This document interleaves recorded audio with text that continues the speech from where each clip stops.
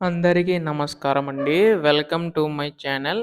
తెలంగాణలోని ఆసరా చేయూత పెన్షన్‌దారులందరికీ కూడా రాష్ట్ర ప్రభుత్వం అయితే శుభవార్త అయితే చెప్పబోతుందనమాట. సో, మనకి ఈ యొక్క మే నెలలో ఆసరా చేయూత పెన్షన్ పంపిణీ చేయడానికైతే సిద్ధమవుతున్నట్లుగా తెలుస్తుందండి.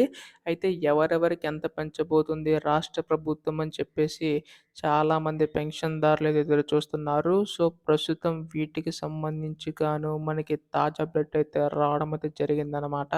సో, ఎవరు అర్హులు? ముందుగా ఎవరికి పని చేయబోతున్నారు? అనే దానిపై ఈ వీడియోలో వివరంగా మొత్తంగా తెలుసుకుందామండి. వీడియోనైతే ఎక్కడా కూడా ఆపకుండా చివరి వరకు అయితే చూడండి. అంతకంటే ముందు చాలామంది వీడియోనైతే చూస్తున్నారు కానీ సబ్స్క్రైబ్ అయితే చేసుకోవడం లేదు. మీరు గనక సబ్స్క్రైబ్ చేసుకుంటే నేను పెట్టే ప్రతి చిన్న లేటెస్ట్ అప్డేట్ కూడా మీరు ఎప్పటికప్పుడు మిస్ కాకుండా తెలుసుకుంటారు. ఇంకా ఆలస్యం చేయకుండా వీడియోలోకైతే వెళ్ళిపోదాం.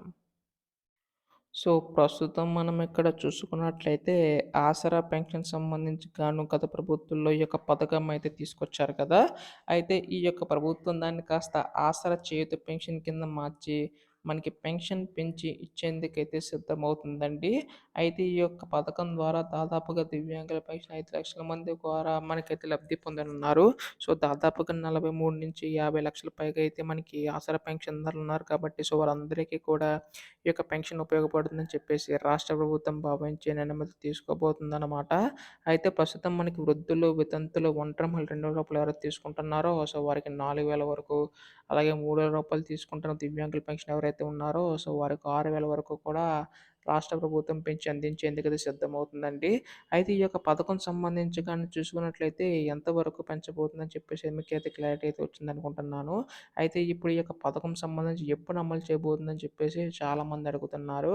అయితే ప్రస్తుతం దీనికి సంబంధించి అర్హులైన ప్రతి ఒక్కరికి కూడా ఇచ్చే అవకాశం ఉందండి. చాలామంది అనర్హులు ఉన్నారని చెప్పి రాష్ట్ర ప్రభుత్వం గుర్తించి ఈ నిర్ణయం అయితే తీసుకోబోతుందనమాట. అనర్హులందరిని తొలగించి ఎవరైతే అర్హులు ఉన్నారో వారికి మాత్రం ఇచ్చే అవకాశం ఉందనమాట రాష్ట్ర ప్రభుత్వం. సో, ప్రస్తుతం దీనికి సంబంధించి విధి విధానాలు రూపొందించి నిధులు కేటాయించి మనకు విడుదల చేసే అవకాశం ఉందండి. దీనికి సంబంధించి మనకి త్వరలో రేపు ఎల్లుండిలోగా అప్డేట్ చేసే పంపిణీ చేసే అవకాశం ఉందన్నమాట. ఇటువంటి లేటెస్ట్ అప్డేట్స్ అన్నీ కూడా మిస్ కాకుండా తెలుసుకోవాలనుకుంటే మాత్రం ఛానల్ అయితే సబ్స్క్రైబ్ చేసుకోండి. ధన్యవాదములు. జై హింద్.